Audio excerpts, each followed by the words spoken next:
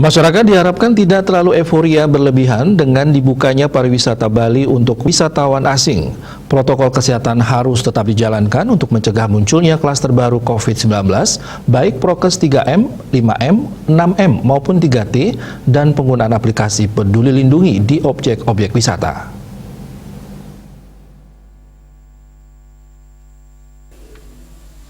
Bupati Tabanan Komang Gede Sanjaya mengatakan pihaknya menyambut baik telah dibukanya pariwisata Bali bagi wisatawan mancanegara. Namun di sisi lain, ia mengingatkan semua pihak, baik masyarakat, wisatawan, dan pelaku pariwisata, tidak terlalu euforia dengan pembukaan pariwisata ini. Menurutnya, protokol kesehatan harus tetap dijalankan untuk mencegah munculnya klaster baru COVID-19.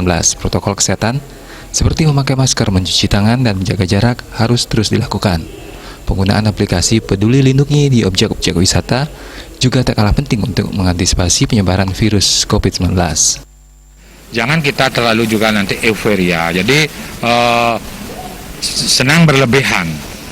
Prokes ini tetap dijalankan walaupun kita dibuka pariwisata, itu kan prokes ini penting. Seperti apa?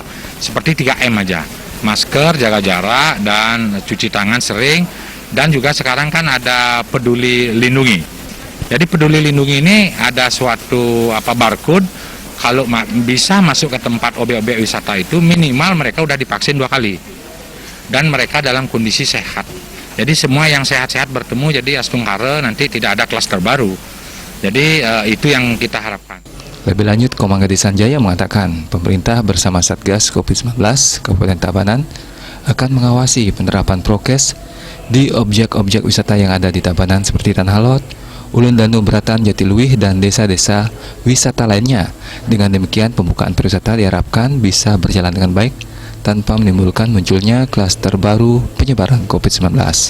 Eka Yana dan Saputra, Bali TV.